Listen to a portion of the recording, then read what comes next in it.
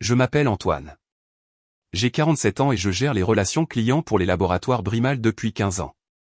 Lorsque la nouvelle directrice, Camille, a prononcé ces mots devant toute mon équipe, j'ai simplement hoché la tête, gardant mes mains posées calmement sur la table de conférence. J'espère que la présentation client de vendredi se passera bien, ai-je dit. La salle est devenue silencieuse. Mon équipe, des gens que j'avais embauchés, formés et vus évoluer de simples associés à des chefs de département, fixait la table. Les yeux de Camille se sont plissés. Elle avait 32 ans, un MBA d'une grande école de commerce parisienne prestigieuse. Elle avait été recrutée il y a 3 mois pour moderniser les opérations. Elle n'avait jamais travaillé un seul jour dans la biotechnologie auparavant. « Qu'est-ce que vous voulez dire ?» a-t-elle demandé. J'ai souri. Vous comprendrez. Je me suis dirigé vers mon bureau et j'ai commencé à faire mes cartons. 23 ans de travail qui tenaient dans 2 boîtes en carton. Des photos de lancement de produits réussis. Des prix décernés par des clients satisfaits. La tasse à café que ma fille m'avait offerte avec l'inscription « Un meilleur papa du monde ». Camille m'a suivi, hésitant dans l'embrasure de la porte comme si elle voulait dire quelque chose mais ne trouvait pas les mots. Antoine, à propos du compte Hologat. Ce n'est plus mon problème, ai-je répondu en scotchant le premier carton. Elle m'a laissé seul après ça. Mon équipe est passée me voir un par un. Ils ne disaient pas grand-chose, juste des poignées de main silencieuses et des promesses de rester en contact. Sophie, mon analyste senior, est restée le plus longtemps. C'est injuste, a-t-elle chuchoté. Ce sont les affaires, lui ai-je dit. Mais nous savions tous les deux que ce n'était pas le cas. La vérité, c'est que je voyais venir cela depuis des semaines. Depuis l'arrivée de Camille, elle me sapait l'autorité par de petits gestes, programmant des réunions sans moi, remettant en question mes décisions devant les clients. La semaine dernière, elle avait suggéré à la direction générale que mon approche vieille école freinait l'entreprise. Ce qu'elle ignorait, c'est que je tenais des registres détaillés, notant chaque affront, chaque tentative de m'écarter. Je m'étais aussi préparé au pire scénario. Parce qu'en 15 ans de gestion de compte à plusieurs millions d'euros, on apprend à tout prévoir. J'ai chargé mes cartons dans ma voiture et j'ai conduit jusqu'à la maison. Ma femme, Hélène, m'attendait avec du café et ce regard qui disait qu'elle savait déjà ce qui s'était passé. « C'est grave ?» a-t-elle demandé. « Ça pourrait être pire, ai-je dit. » Mais assis là dans ma cuisine à regarder ces cartons, j'ai ressenti quelque chose que je n'avais pas ressenti depuis des années. Pas de la colère, pas de la tristesse, mais quelque chose de plus tranchant. Camille avait commis une erreur, une grosse erreur, et elle ne s'en rendrait compte que vendredi matin lorsque Système Hologat appellerait pour demander où était leur présentation. La présentation que moi seul savais faire. J'avais commencé chez Brimal juste après l'université. À l'époque, c'était une petite entreprise avec de grands rêves et de plus gros problèmes. Le fondateur, le vieux Guillaume Brimal, avait donné sa chance à un gamin sans expérience, mais qui avait faim de réussite. J'ai passé mes 5 premières années à tout apprendre. Les procédures de laboratoire, la conformité réglementaire, la psychologie du client. À 30 ans, je dirigeais le département des relations clients. À 35 ans, j'étais le type que les entreprises appelaient quand elles avaient besoin de solutions biotechnologiques rapides et bien faites. J'avais bâti des relations qui avaient maintenu Brimal à flot pendant la récession de 2008. Quand les concurrents mettaient la clé sous la porte, nous prospérions parce que nos clients me faisaient confiance. Hélène comprenait les exigences, les appels tardifs de clients étrangers, les voyages le week-end pour décrocher de nouveaux contrats. Elle a élevé notre fille Chloé pendant que je construisais quelque chose d'important, quelque chose qui subvenait aux besoins de notre famille et employait 63 personnes. Mais les choses ont commencé à changer lorsque Guillaume a pris sa retraite il y a 2 ans. Son fils Marc a pris la relève en tant que PDG et a fait venir des consultants qui parlaient en mots à la mode et voyaient les employés comme des lignes comptables. Camille était l'une de ces consultantes qui avait réussi à convaincre Marc qu'elle pouvait optimiser notre stratégie d'engagement client. Les signes avant-coureurs étaient là dès le premier jour.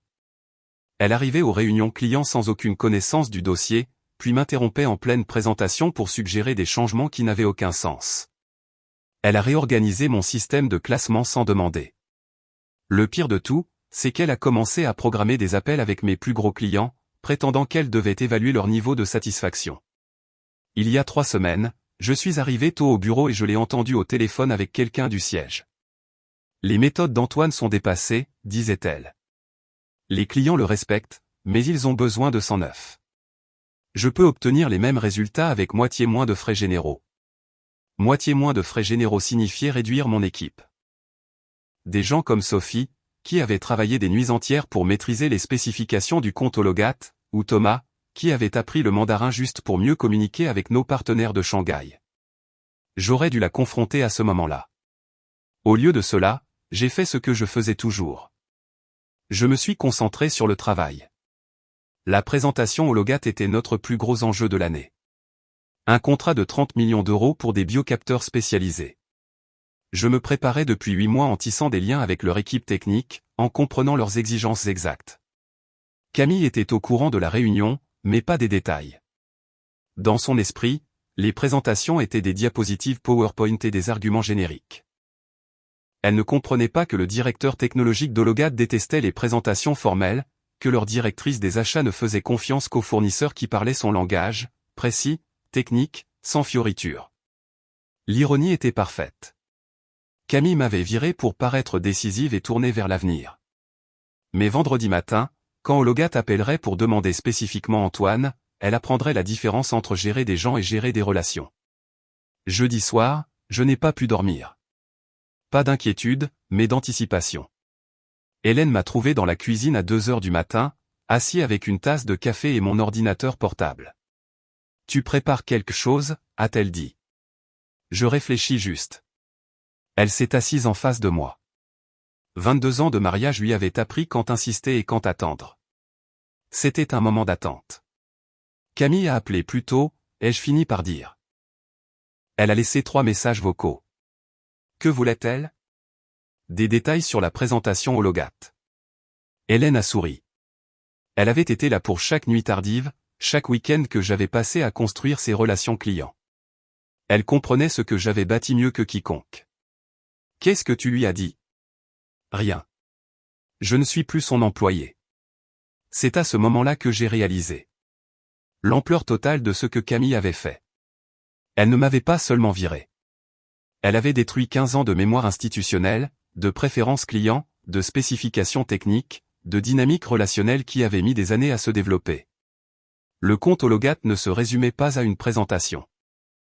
Il s'agissait de confiance bâtie à travers des dizaines de petites interactions, comme se souvenir que leur ingénieur en chef préférait les dessins techniques aux organigrammes ou savoir que leur PDG prenait des décisions basées sur les délais de mise en œuvre, pas sur les économies de coûts. Camille pensait qu'elle pouvait improviser, se présenter avec un support standard et charmer son auditoire pour obtenir 30 millions d'euros de chiffre d'affaires. Elle n'avait aucune idée que l'équipe d'Hologat s'attendait à l'analyse technique détaillée que je leur avais promise. Celle qui n'existait que dans ma tête et dans des notes qu'ils ne trouveraient jamais. J'ai ouvert mon ordinateur portable et regardé mon agenda. Hologat était prévu pour 10 heures vendredi. À 11 heures, Camille serait assise dans le bureau de Marc essayant d'expliquer pourquoi leur plus gros client de l'année était parti après 20 minutes. Mon téléphone a vibré. Un SMS de Sophie. Camille est dans ton bureau depuis ce matin à chercher des dossiers. Elle a l'air paniquée. J'ai répondu, les fichiers sont sur le serveur. Elle a accès à tout. Ce qui était vrai. Elle avait accès aux contrats, aux informations de base sur les clients, aux modèles de présentation standard. Ce qu'elle n'avait pas, c'était le contexte, l'élément humain qui transformait les données en relations. Je me suis versé une autre tasse de café et j'ai ouvert un nouveau document sur mon ordinateur. J'ai commencé à taper ma lettre de démission, celle formelle que j'aurais dû soumettre il y a des mois quand j'ai réalisé pour la première fois ce que faisait Camille. Mais ensuite je me suis arrêté, j'ai tout effacé. Pourquoi lui faciliter la tâche? Au lieu de cela, j'ai ouvert mon email personnel et j'ai commencé à contacter des relations dans d'autres entreprises de biotechnologie, des gens qui essayaient de me recruter depuis des années. Au matin, j'avais 3 demandes d'entretien et une offre d'emploi. Hélène s'est réveillée à 6 heures et m'a trouvé toujours à la table de la cuisine, maintenant habillée pour la journée. « Tu vas quelque part ?» a-t-elle demandé. « Au café en ville. » Bon Wi-Fi. Un endroit calme pour passer quelques appels. Elle m'a embrassé sur le front. « Donne-leur l'enfer. » Je n'avais pas l'intention de donner l'enfer à qui que ce soit. J'avais prévu de laisser Camille faire ça toute seule. Vendredi matin à 9h47, j'étais assis à la brasserie des Arts au centre-ville quand mon téléphone a commencé à sonner. Camille. J'ai laissé aller sur la messagerie. Puis elle a rappelé encore et encore. À 10h15, elle avait appelé cette fois. À 10h23, Sophie a appelé. Antoine, où es-tu? Les gens d'Hologat sont là et Camille est en train de craquer. Elle ne trouve pas les spécifications techniques qu'ils demandent. Elles sont dans le système, ai-je dit en remuant mon café. Elle dit qu'elles n'y sont pas. Elle a cherché toute la nuit. Dis-lui de vérifier le dossier du projet sous système Hologat sous section exigences techniques. Sophie s'est tue un moment. Antoine, elle dit que ce dossier est vide à part les informations de contact de base. J'ai failli sourire.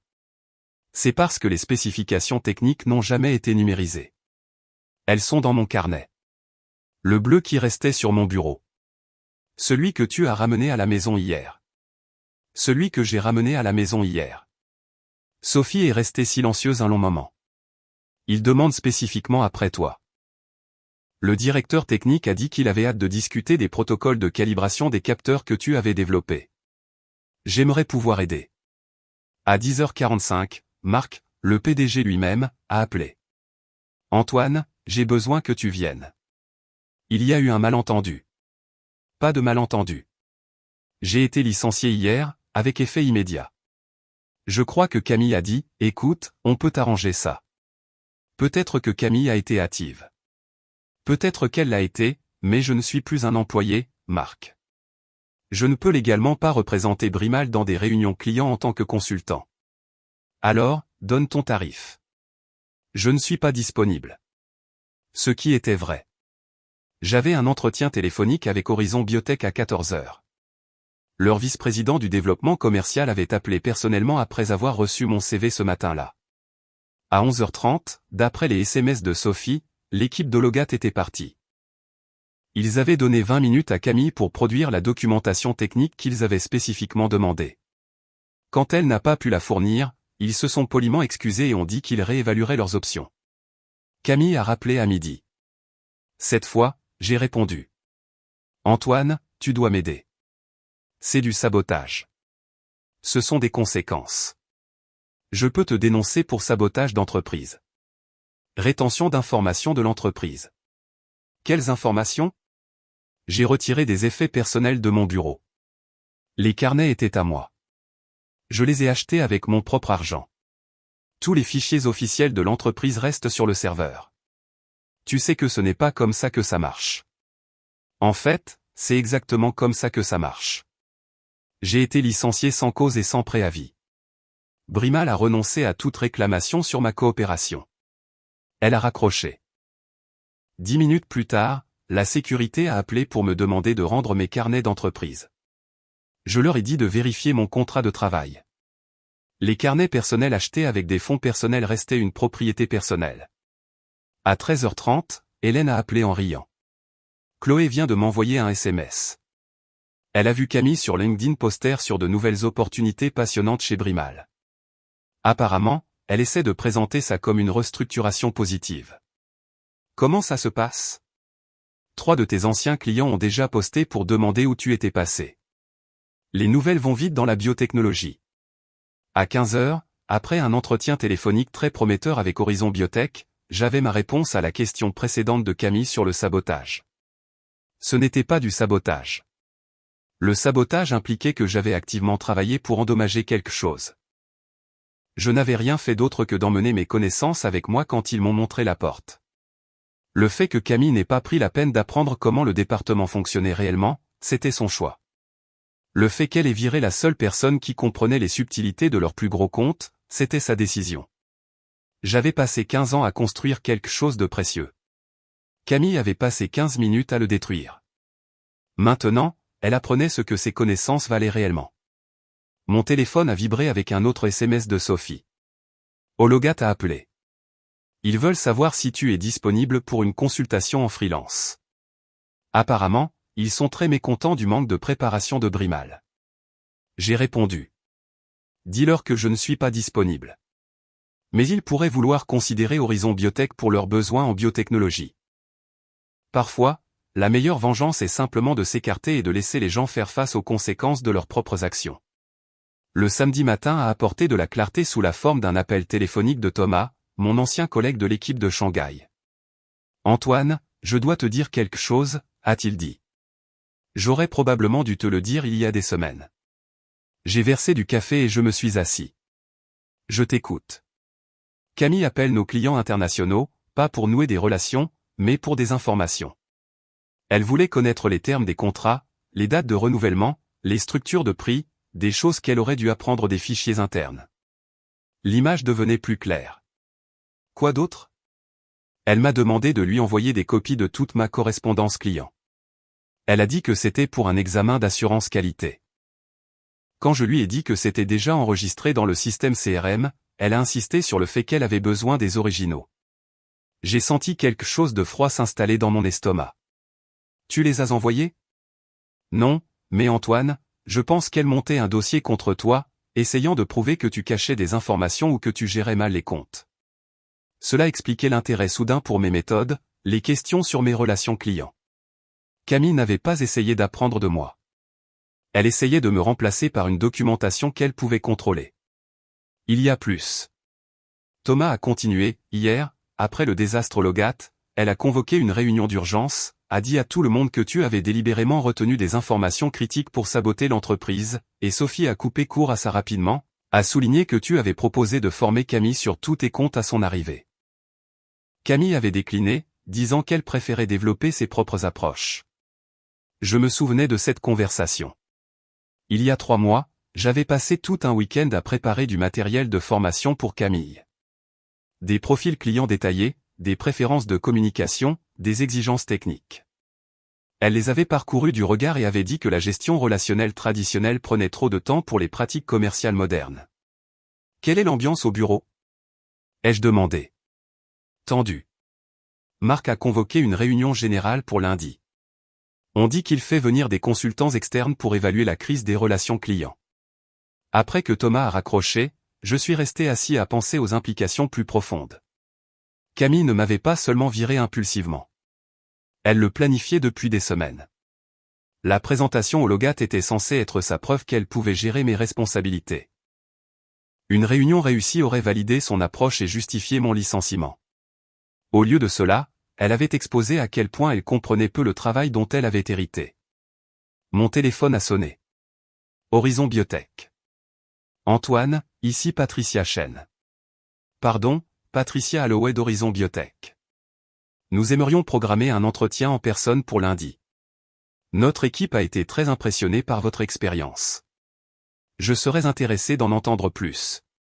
Franchement, nous observons les récents changements chez Brimal avec inquiétude. Plusieurs de nos partenaires ont mentionné des perturbations dans leur service client. Nous cherchons quelqu'un qui comprend l'importance du développement commercial basé sur les relations. Après qu'elle a raccroché, j'ai réalisé que Camille m'avait rendu service. Pendant des années, j'avais été à l'aise chez Brimal. Bon salaire, routine familière, relations établies, mais j'avais arrêté de grandir. J'étais tellement concentré sur le maintien de ce que j'avais construit que j'avais oublié qu'il y avait d'autres endroits où construire. Hélène m'a trouvé dans le garage cet après-midi-là, rangeant des outils que je n'avais pas touchés depuis des mois. Journée productive? A-t-elle demandé. Journée éclairante. J'ai un entretien lundi avec Horizon Biotech. Ils offrent une augmentation de salaire de 20% et des options sur action. C'est merveilleux, mais tu n'as pas l'air heureux. J'ai posé la clé anglaise que je tenais. Je continue de penser à mon équipe, Sophie, Thomas, les autres. Ce sont de bonnes personnes prises dans le gâchis de Camille. Tu ne peux pas sauver tout le monde, Antoine. Tu ne peux contrôler que ce que tu fais ensuite. Elle avait raison. Camille avait fait ses choix. Maintenant, elle vivrait avec les conséquences. Mon travail était de faire de meilleurs choix pour mon propre avenir. Lundi matin, j'ai mis mon meilleur costume et j'ai conduit jusqu'au siège d'Horizon Biotech dans le centre de Lyon. L'entretien s'est mieux passé que prévu. À midi, j'avais une offre formelle. Directeur senior des relations clients. 25% d'augmentation de salaire, avantages complets et une prime à la signature qui couvrirait les frais de scolarité de Chloé pour les 2 prochaines années. J'ai accepté sur le champ. En sortant de leur bureau, je me sentais plus léger que je ne l'avais été depuis des mois. Pas à cause de l'argent, mais à cause des possibilités. Horizon Biotech grandissait vite, décrochant des contrats avec des géants pharmaceutiques et des universités de recherche. Ils avaient besoin de quelqu'un qui comprenait comment construire des relations clients durables sur un marché concurrentiel. Quelqu'un exactement comme moi. Mon téléphone a vibré avec un SMS de Sophie. L'action Brimal a chuté de 3% ce matin. Le bruit court à propos d'Hologat. Je n'étais pas surpris. En biotechnologie, la réputation voyage vite. Perdez un client majeur à cause d'une mauvaise préparation et les autres commencent à remettre en question votre fiabilité. La modernisation de Camille ressemblait de plus en plus à de l'incompétence chaque jour qui passait. Mardi, le journal des entreprises a publié un bref article sur le fait que Système Hologat avait sélectionné Horizon Biotech pour leur projet de biocapteur. Le contrat de 30 millions d'euros que j'avais passé 8 mois à développer allait maintenant à mon nouvel employeur. Mercredi, Thomas a appelé avec des nouvelles. Marc a viré Camille hier avec effet immédiat. Comment l'équipe le prend elle? Soulagement surtout, mais on parle de faire venir un autre consultant extérieur pour évaluer l'efficacité du département. J'ai ressenti un pincement de sympathie pour mes anciens collègues. Ils avaient survécu au bref règne de Camille, mais la restructuration d'entreprise était comme un virus. Une fois commencé, c'était difficile à arrêter. Thomas, je peux te demander quelque chose? Bien sûr. Es-tu heureux chez Brimal? Longue pause. Pas vraiment. Pourquoi? Horizon Biotech s'agrandit. Il cherche des spécialistes du développement commercial international. Quelqu'un avec ton expérience et tes compétences linguistiques serait précieux. Tu es sérieux? Je commence lundi. Si tu es intéressé, je peux organiser un entretien. Jeudi, Patricia Holloway a appelé avec une proposition intéressante. Antoine, nous avons pensé à étendre notre division de conseil pharmaceutique. Nous aurions besoin de quelqu'un pour la diriger, quelqu'un avec une connaissance approfondie de l'industrie et des relations établies. C'est une expansion significative. Nous sommes prêts à faire des investissements significatifs. La question est de savoir si vous connaissez quelqu'un qui pourrait être intéressé à bâtir quelque chose à partir de zéro. J'ai pensé à Sophie, à son expertise en conformité réglementaire et à son ambition frustrée, à la façon dont Camille l'avait passé sous silence pour une promotion à 3 reprises. Je connais peut-être quelqu'un. Vendredi après-midi, je suis allé à la Brasserie des Arts, le même endroit où j'avais vu le monde de Camille s'effondrer une semaine plus tôt. Cette fois, je rencontrai Sophie. Antoine, je n'arrive pas à croire ce que tu proposes. Croisive Horizon veut construire une division de conseil pharmaceutique. Tu serais la directrice fondatrice. Autonomie totale, salaire compétitif et la chance de construire quelque chose d'important. Et Thomas? Déjà accepté. Il commence lundi comme responsable du développement commercial international. Sophie a fixé son café un long moment. Marc m'a offert ton ancien poste hier, chef du département des relations clients. Tu le prends? J'avais prévu de le faire jusqu'à maintenant. Brimal s'en sortira.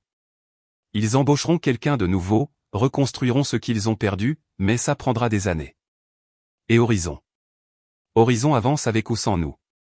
La question est de savoir si nous voulons participer à la construction de quelque chose de nouveau ou réparer quelque chose de cassé. Elle a souri pour la première fois depuis que je la connaissais. Quand est-ce que je commence? À la fin de la semaine, Horizon Biotech avait embauché 3 anciens employés de Brimal. Pas par débauchage ou recrutement agressif, mais par opportunité. Nous ne fuyions pas quelque chose. Nous courions vers quelque chose de mieux. Camille nous avait tous appris une leçon précieuse sur la différence entre gérer des gens et les diriger. Maintenant, nous avions la chance de mettre cette leçon en pratique. 3 mois plus tard, j'étais assis dans une salle de conférence dans les bureaux agrandis d'Horizon Biotech, passant en revue les résultats trimestriels avec Patricia Holloway et l'équipe de direction. Les chiffres étaient impressionnants. Division de conseil pharmaceutique en hausse de 200%. Contrats internationaux augmentés de 150%. Score de satisfaction client à un niveau record. Antoine, votre équipe a dépassé toutes les projections que nous avions faites. Patricia a dit, la mise en œuvre d'Hologat a généré à elle seule 5 nouvelles demandes de contrat. Sophie, maintenant directrice du conseil pharmaceutique, a souri de l'autre côté de la table. Le processus d'approbation réglementaire s'est déroulé plus facilement que prévu. Quand les clients voient ce genre d'efficacité, le mot se répand vite. Thomas nous a rejoints par vidéo depuis Shanghai où il concluait un accord avec un grand hôpital de recherche. L'expansion internationale est en avance sur le calendrier. Nous visons 3 nouveaux marchés le trimestre prochain. Cet après-midi-là, j'ai reçu un email inattendu. Marc Brimal voulait me rencontrer pour un café. Nous nous sommes retrouvés à la Brasserie des Arts. Cela semblait approprié. Marc paraissait plus vieux, plus fatigué que dans mes souvenirs. « Antoine, je te dois des excuses », a-t-il dit. « J'ai fait une erreur avec Camille. Une grosse. Comment va Brimal ? On survit. Nous avons perdu 4 clients majeurs après la situation Hologat. On a dû licencier 15 personnes. Le prix de l'action ne s'est toujours pas rétabli. Il a remué son café lentement. Camille nous a coûté plus que des clients. Elle nous a coûté la mémoire institutionnelle. Des relations qui ont mis des années à se construire. Vous pouvez reconstruire. Peut-être, mais ce ne sera pas pareil. Il a levé les yeux. J'ai entendu parler de ton succès chez Horizon, la division pharmaceutique, l'expansion internationale. Ça aurait dû être la croissance de Brimal. Je n'ai rien dit. Il n'y avait pas grand-chose à dire. Envisagerais-tu de revenir ? Je pourrais t'offrir le poste de Camille, vice-président des opérations, pleine autorité sur les relations clients, le développement commercial, tout. Je suis heureux où je suis, Marc. Double de ton salaire actuel. Ce n'est pas une question d'argent. Il s'est adossé à sa chaise. Alors de quoi s'agit-il ? De confiance. Quand tu as embauché Camille, tu as choisi de croire que les relations n'avaient pas d'importance. Que l'expérience pouvait être remplacée par l'efficacité. C'était ton choix. J'avais tort. Oui, c'est vrai. Mais le mal est fait. Tes clients ne font plus confiance à Brimal. Tes employés ne font plus confiance à la direction. Et franchement, je ne te fais pas confiance pour ne pas refaire la même erreur. Marc est parti sans finir son café. En le regardant s'éloigner, j'ai ressenti quelque chose que je n'avais pas prévu. De la pitié. Il avait appris une leçon coûteuse sur la valeur de l'expérience et de la loyauté. 6 mois après mon licenciement, Horizon Biotech a annoncé une acquisition majeure, les actifs de conseil pharmaceutique de 3 petites firmes de biotechnologie, créant le plus grand cabinet de conseil indépendant de la région. J'ai été nommé vice-président senior du développement stratégique. L'annonce a fait la une du journal des entreprises. L'article mentionnait mon rôle précédent chez Brimal, notant comment mon départ avait précédé leurs récentes difficultés. Camille, selon LinkedIn, avait pris un poste dans une start-up à Nantes. Son profil mettait l'accent sur son expérience en transformation organisationnelle et en gestion du changement. Il n'y avait aucune mention de Brimal ou de ce que cette transformation avait réellement accompli. La justice poétique ne m'a pas échappé. En essayant de prouver que les relations n'avaient pas d'importance, elle a détruit les relations qui maintenaient Brimal compétitif. En essayant de montrer que l'expérience est remplaçable, elle avait éliminé l'expérience qui les rendait précieux. Sophie et Thomas s'épanouissaient dans leur nouveau rôle. L'équipe que nous avions bâtie chez Horizon était tout ce que Camille prétendait que l'entreprise moderne devrait être, efficace, axée sur les résultats et rentable. La différence était que nous l'avions bâtie sur une fondation de respect mutuel et de connaissances partagées, pas sur des mots à la mode et des restructurations arbitraires. La semaine dernière, Chloé a appelé de l'université avec une nouvelle qui a donné un sens à tout cela. Papa, mon professeur de commerce a utilisé ton histoire comme étude de cas sur l'importance de la mémoire institutionnelle et de la gestion des relations. Elle a appelé ça l'erreur Brimal. Qu'est-ce que tu lui as dit ? Que mon père disait toujours que la meilleure vengeance est de bien vivre. Hélène avait raison comme d'habitude. On ne peut pas sauver tout le monde. On ne peut contrôler que ce qu'on fait ensuite. 6 mois plus tard, le conseil d'administration de Brimal a forcé Marc à démissionner de son poste de PDG après une série d'acquisitions de clients ratés et des pertes financières croissantes. La start-up de Camille a mis la clé sous la porte en 8 mois, la laissant expliquer le trou dans son CV à des employeurs de plus en plus sceptiques. La transformation organisationnelle qu'elle avait défendue est devenue un conte moral enseigné dans les écoles de commerce à travers le pays. Parfois, les victoires les plus satisfaisantes sont celles où vous n'avez jamais à donner un seul coup de poing.